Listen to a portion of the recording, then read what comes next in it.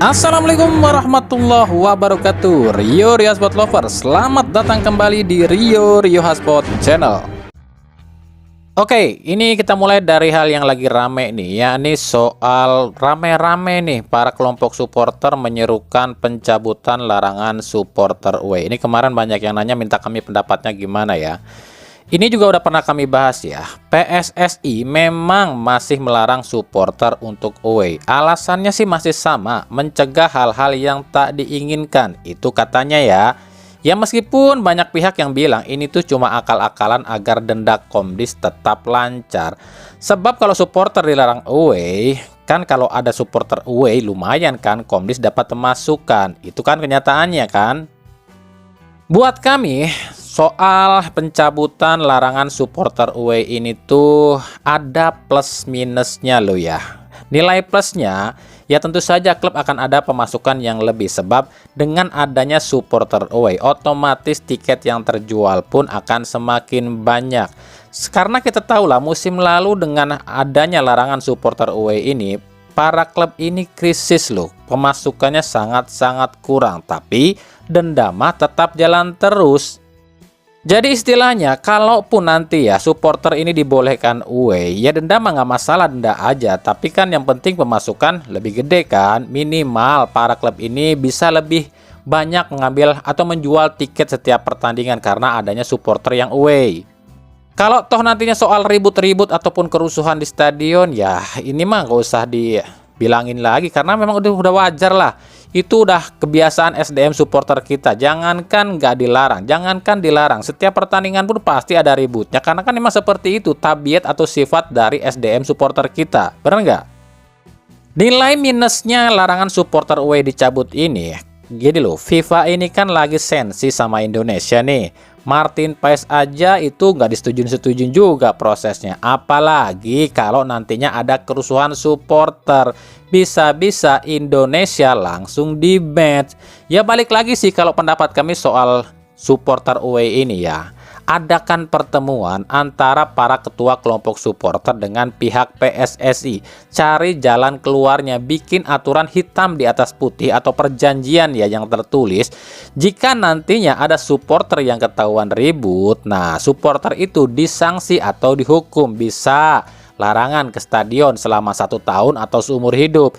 Ini baru bisa sedikit meredam yang namanya keributan supporter di stadion. Ya itu saja sih pendapat kami soal larangan pencabutan supporter away ya.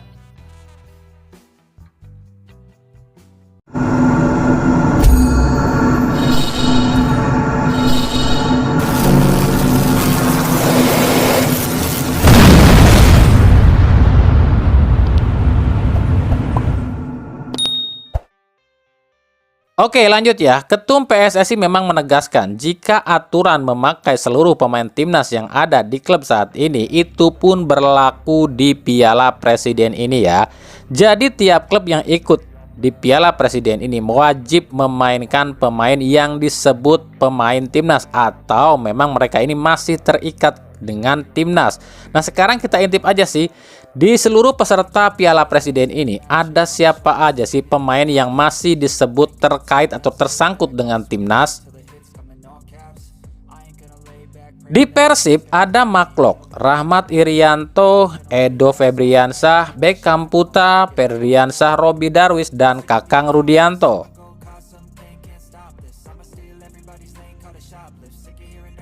Di Persija ini yang paling banyak ada Hansamu, Abimanyu, Donitri, Riko Simanjuntak, Witan Sulaiman, Rizky Ridho, Muhammad Ferrari, Ilham Rio Fahmi, dan Raihan Hanan.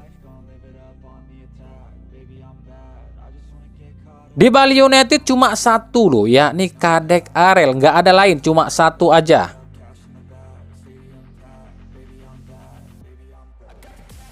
Madura United ada 2, M. Taufani dan Rizky Afrizal ya.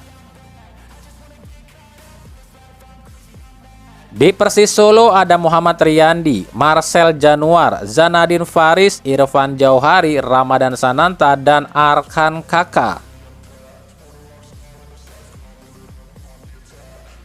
Di PSM ada Reza Arya, Sultan Zaki, Ananda Raihan, Raffi Asrul, Jaki Ashraf, dan Mufli Hidayat. Di Arema ada 3, Arkan Fikri, Salim Tuharia, dan Dedik Setiawan. Di Borneo FC juga banyak, ada Nadeo, Dava Fasya, Fajar Faturrahman, Buffon, Komang Teguh, Adam Alis, Ihsanul Zikrak, Stefano Lillipali, dan Rabani Tasnim. Jadi di sini kalian udah paham ya, tim mana sih di Piala Presiden ini yang paling diuntungkan? Tentu saja Bali United. Sebab Bali United cuma ada 1 pemain timnas dan sisanya pemain lain. Jadi Bali United ini bisa bebas pakai pemain apapun, termasuk pemain asing. Dan nggak masalah dong, karena memang pemain timnasnya cuma 1. Yang dirugikan tentu tim-tim yang banyak pemainnya disebut berlabel timnas seperti Borneo FC, Persija, dan Persib. Karena para pemain timnas ini wajib dimainkan loh ya. Tapi dengan catatan, di sini disebut wajib dimainkan itu nggak berarti harus dari babak pertama main semuanya loh ya. Yang penting selama 90 menit ini semua pemain yang berlabel timnas itu main. Mau 10 menit kayak 5 menit kayak 20 menit, yang penting dimainin.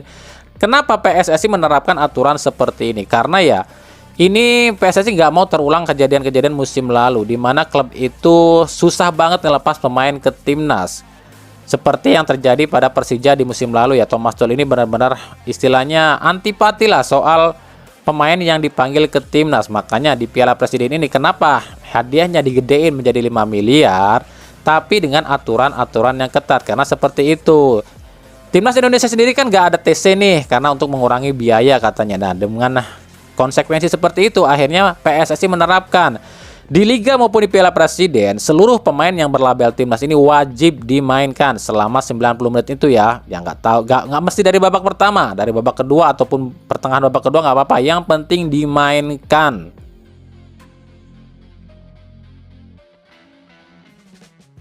Kita ke berita klub dulu kali ya. Masih ada yang ingat nggak? Kami tuh pernah bilang dan bikin video kalau yang namanya Lulinha akan kembali ke Madura United. Dulu kami bilang gini, Lulinha akan kembali ke Madura United karena Lulinha ini kasihan melihat tim Madura United ditinggalin seluruh pemain asingnya. Bener dong, kami dulu pernah bilang kayak gitu. Waktu itu nggak ada yang percaya, bahkan kami dibilang hoak. Tuh buktinya, bener kan? Lulinha balik lagi ke Madura United. Kan kami sering bilang kalau kami ini bikin berita itu bukan cuma asal ngarang, tapi udah melalui survei dulu, tanya dulu sama yang bersangkutan, baru kami terbitkan. Paham sekarang?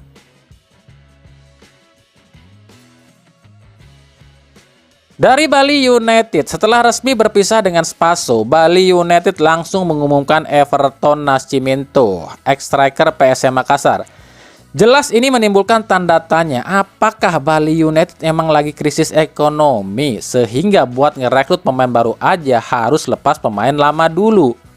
Ya padahal kita tahu lah belum tentu karena itu penyebabnya kan. Ya meskipun kita tahu juga gaji Spaso di Bali United ini kan terbilang cukup mahal dan termahal mungkin di seluruh pemain Bali United. Tapi ketika masuknya seorang Kenzo Nambu dan Mitsuru Maruoka dengan harga yang mungkin rata-rata ya, ini membuat pihak Bali United ini mikir nih, buat apa mempertahankan pemain yang udah berumur tapi gajinya paling gede. Ya mending ngambil pemain-pemain yang masih potensial tapi gajinya di standar lah, masih rata-rata lah gitu. Nah harusnya di sini kalian udah paham ya, bahwa tak ada satupun klub di Liga Indonesia yang nggak lagi kesulitan ekonomi. Semua klub Liga Indonesia itu kesulitan ekonomi, termasuk Bali United.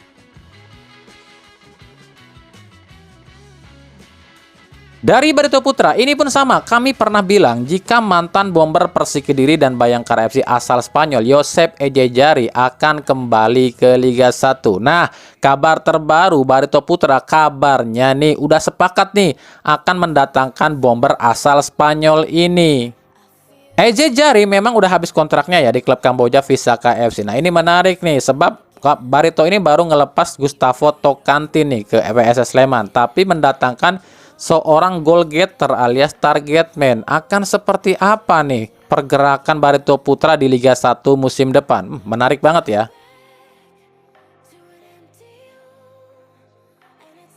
Kita ke Persib Bandung. Pasti lagi pada nungguin Wilujeng Sumping ya. Sabar, lagi dibikinin dulu katanya video Wilujeng Sumpingnya biar kerenan dikit cenah. Sambil siap-siap nih nyiapin beberapa berkas yang katanya belum kelar juga. Biasalah dibikin penasaran dulu. Oke, sambil nungguin Wilujeng Sumping, ini ada satu hal yang menarik perhatian kami nih, yakni jersey yang dipakai para pelatih Persib. Ini banyak banget nih boboto yang bilang jersey ini keren motifnya dibanding jersey latihan pemain Persib lo ya. Para boboto pun berandai-andai jika saja jersey Persib musim depan seperti ini motifnya pasti akan keren pisan cenah. Ya emang sih kalau kami pribadi ngelihat pun jersey yang dipakai pelatih Persib ini keren sih menurut kami. Cuma kekurangannya ada di leher dan lengan aja ya. Kalau lehernya ini bisa dibikin model lain yang lebih keren dan tangannya yang dipakai karet, kami pikir jersey yang dipakai pelatih Persib ini jersey yang keren sih. Cuma ya itu kita nggak bisa berandai-andai atau berekspektasi lebih pada para desainernya Persib. Ntar ujung-ujungnya tiba-tiba gok we si Ganu teu ecreg nyen jersey na. Bener teu?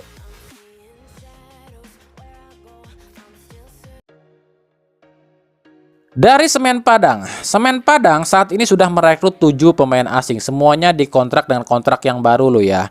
Dari 7 pemain asing ini, 5 diantaranya baru bermain di Liga 1 dan sisa 2-nya itu dipertahankan dari Liga 2 ya. Tapi yang di Liga 2 pun ini dikontrak ulang loh ya.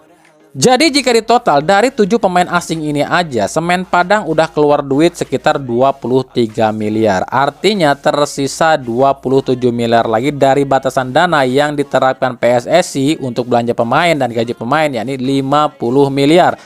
Tapi kalau ditambah dengan pemain-pemain lokal yang udah direkrut Semen Padang sejauh ini kan totalnya sekitar 18 miliar nih. Nah kalau digabungin dengan total pemain asing, itu sudah mencapai 41 miliar. Berarti tersisa 9 miliar lagi. Nah lo, apakah cukup 9 miliar buat gaji pemain selama 1 musim? Pasti nanti alasan Semen Padang lah, pemain yang kita ambilkan itu gratis kok, ya kan? Pasti gitu alasannya. Mereka ini bebas transfer, pasti gitu kan alasannya? Iya sih, pemain bebas transfer itu gratis. Tapi dalam proses transfer itu pun kan ada yang namanya kerjasama dengan pihak agen. Pasti keluar duit juga kan? Makanya kalau menurut kami ya, batasan dana 50 miliar alias financial fair play 50 miliar ini di Liga Wakanda mah cuma gimmick cuy, nggak bisa diterapin. Meskipun nantinya para klub ini menyerahkan daftar pemain yang akan dipakai di Liga 1 berserta nominal gajinya pun per bulan ya. Ini pun bisa diakalin, bisa aja kan gajinya misalnya 200 miliar tiba-tiba ditulis cuma 30 miliar. Ya inilah ribetnya dan rumitnya dan rudetnya ya sepak bola Wakanda.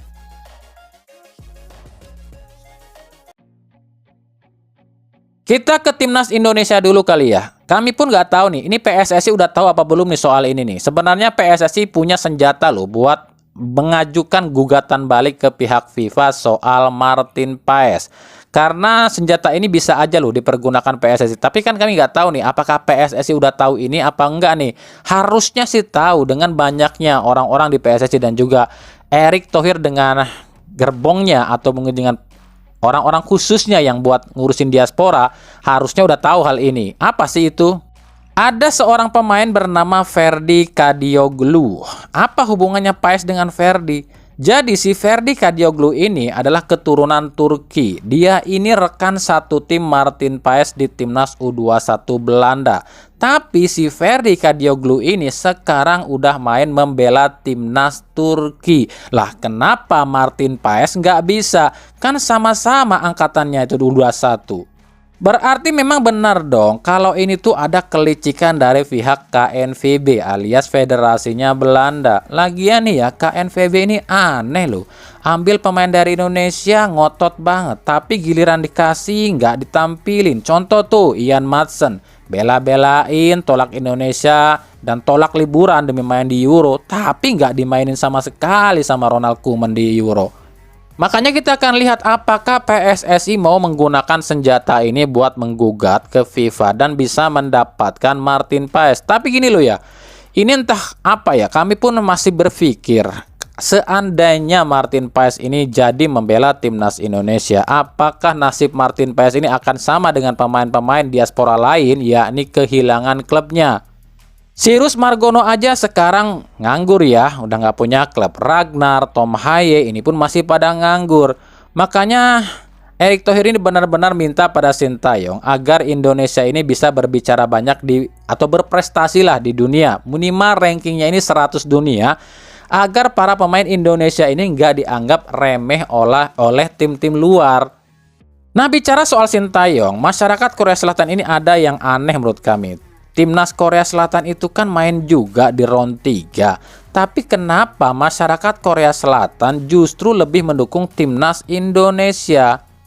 Baru-baru ini media Korea Selatan ini menyarankan Sintayong buat ngambil pemain-pemain diaspora yang kualitasnya lebih bagus lah, grade A lah istilahnya, yang bermain di liga top Eropanya gitu, agar timnas Indonesia ini bisa bersaing dan timnas Indonesia ini nggak diremehin oleh tim-tim lain.